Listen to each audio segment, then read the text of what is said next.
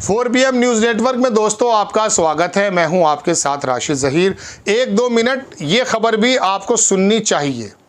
आपसे मेरी ज़ाती गुजारिश है कि आप इस बारे में सोचें तो सही कि आखिरकार प्रधानमंत्री जी के दिमाग में यकायक ये फैसला क्यों आ गया कि मुझे पोलैंड जाना चाहिए, मुझे यूक्रेन जाना चाहिए, या जितना इस दौरे के बारे में बातचीत चल रही है, क्या आपको मालूम भी है कि राजनाथ सिंह अमेरिका क्यों जा रहे हैं?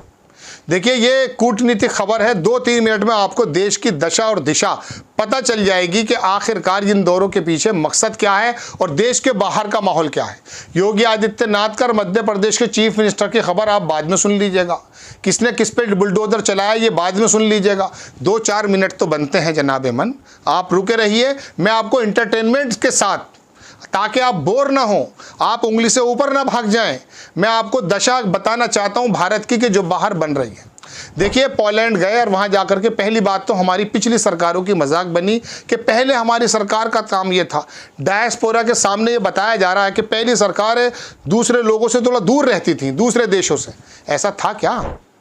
यानी कि आप जाकर के ये बताना चाहते हैं कि 2014 के बाद जो आपने कूटनीति बनाई है, विदेश नीति बनाई है, आप ही नेहरू से बड़े प्रधानमंत्री बन गए हैं।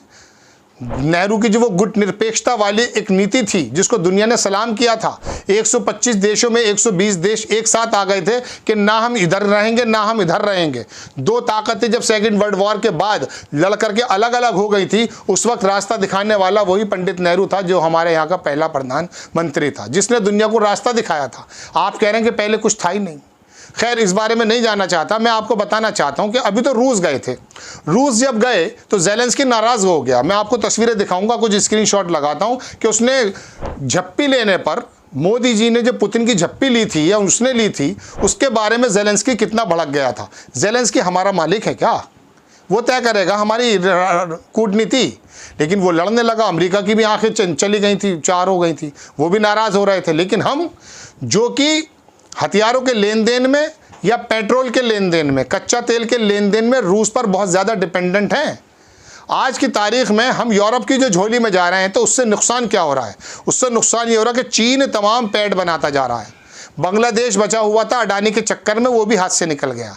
पहले मैं अपनी बात पर आ जाता हूँ कि वहाँ पर जाने का मकसद क्या है। अमेरिका की नाराज़गी है क्या? फिर अमेरिका नाराज़ क्यों होगा? अमेरिका नाराज़ हो गया तो उसने करा क्या है, वो मैं आपको बताना चाहता हूँ।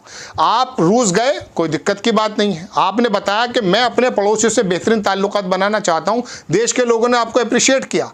लेकिन अमेरिका के और ज़ेलेंस्की के नाराज़ होने की वजह से आप जाकर यूक्रेन चले गए। अब रूस और चीन दोनों और ज़्यादा करीब आएंगे और रूस हमें अलग नज़र से देखेगा।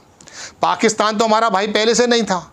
मोइज़ू कैसा था, भूटान कैसा था, नेपाल कैसा था, श्रीलंका कैसा, ये आप जानते हैं, मैं कई बार बता चुका। लेकिन आपको मैं बताना ये चाहता हूं दोस्तों कि रूस आप गए, आप अपनी मजबूती, जैसे आपने मजबूती दिखाई थी पहले तेल लेने पर, जब कहा तेल लेंगे अमेरिका नाराज़ हुआ, आप लेते रहे। चूँकि 75% डिपेंडेंट हम जो हैं हथियारों के मामले में भी जो है रूस पर डिपेंड करते हैं। अब वो 50% हो चुका है। तो अब आप आकर के पलटी मार के फिर अमेरिका की तरफ चले गए। ये हमारी कूटनीति हमें क्या जताती है, मैं बताता हूँ।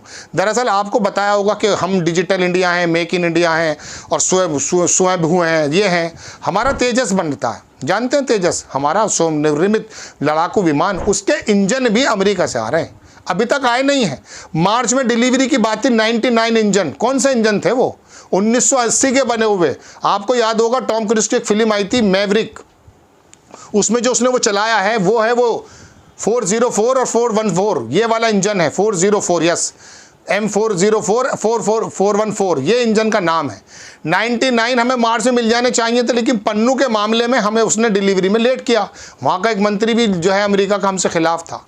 आखिरकार हमें ज़ेलेंस्की के पास इसलिए जाना पड़ा ताकि अमेरिका को हमें समझाना पड़े कि हमारे इंजन हमें वापस कर दीजिए। तो इसका मतलब ये है कि वो जो बताते हैं आप कि हम सब चीज़ बना रहे हैं, हमारे तो इंजन भी नहीं बन रहे हैं। और वो इंजन जो हमें देगा ना, जो सितंबर में शायद देने की बात आ जाए, राजनाथ सिंह इसीलिए गए वहाँ पर, उसकी भी 80% टेक्नोलॉजी देगा, 20% नहीं देगा। दोस्तों, आपको मालूम तो होना ही चाहिए कि आखिरकार ना हम इस धड़े में हैं ना हम उस धड़े में हैं, ना अमेरिका के साथ पूरी तरह से खड़े हो पाते हैं, ना चाइना रूस वाले मामले में बन पाते हैं। उसकी वजह क्या है कि हमारी कूटनीति है नहीं। और फिर जाकर विदेश में मजाक बनाई जाती है कि पहले जो भारत की कूटनीति थी वो दूर रहने की थी। कौन कहता दूर रहने की थी? सार्क किसने बनाया? श्रीलंका के अंदर फोर्सेस किसने भेजी, बांग्लादेश को किसने तोड़ा, दुनिया के बड़े बड़े मामलों में हमने अपना रोल क्यों अदा किया बताइए।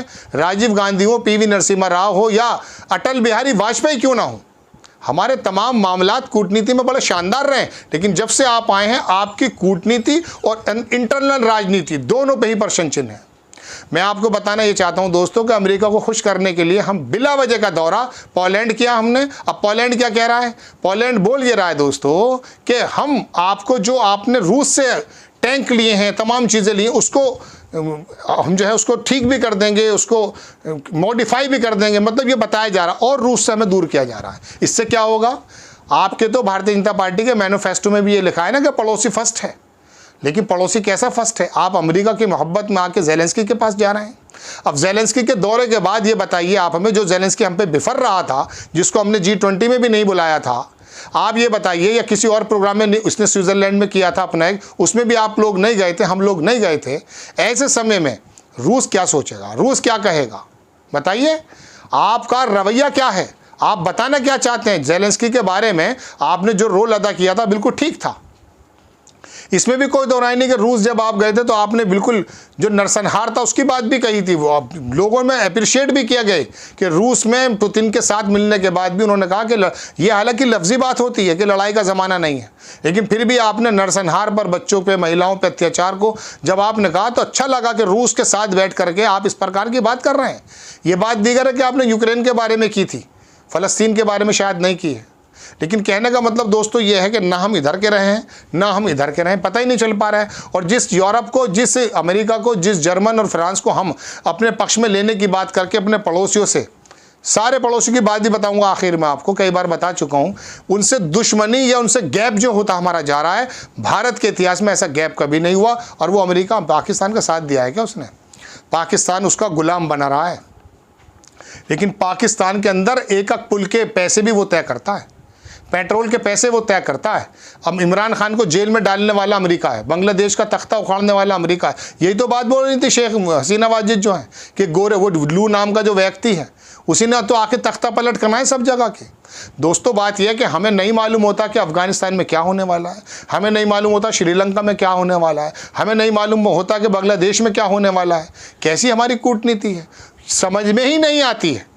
देश के अंदर जो राजनीति का माहौल है वो तो है, लेकिन बाहर की कूटनीति भी तो क्लियर होनी चाहिए। अब ज़ेलेंस्की के दौरे पे या यूक्रेन के दौरे से हमें क्या रकात का फ़ायदा पता कर लें आप, फिर जाकर के बड़े खुश होकर कह रहे हैं पोलैंड में 45 साल बाद आया भारत का प्रधानमंत्री। अभी मैं ऑस्ट्रिया गया था, तो ये बात गए थे नहीं गए थे उसको छोड़ दीजिए, कौन कहाँ नहीं गया, कौन क्या किया है, हमें अपने ही मामलों से फुर्सत नहीं थी।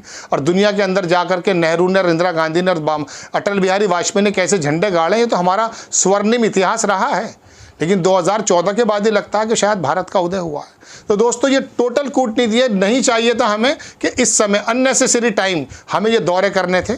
चूँकि अब अमेरिका को हम बता चुके थे रूस जा करके कि हम रूस के पक्ष में हैं, वो नाराज़ हुआ तो राजनाथ जी को भेजना पड़ रहा है वहाँ। आपको खबर कैसी लगी अपनी राय कमेंट्स बॉक्स में ज़रूर दी। अच्छा आखिर बात यह है कि वहाँ जाके मजाक उड़ाने से क्या फ़ायदा है अपनी कूटनीति की, अपने पूर्व जो प्रधानमंत्री रहे उनकी मजाक बनाने का क्या फ़ायदा है। वो वीडियो आप देख सकते हैं जा करके। आपको खबर अगर अच्छी लगती है बराए करम खबर को सब्सक्राइब भी कीजिए, शेयर भी कीजिए। नेक्स्ट टाइम मैं किसी खबर के साथ हाजिर हो जाता हूँ। जय हिंद।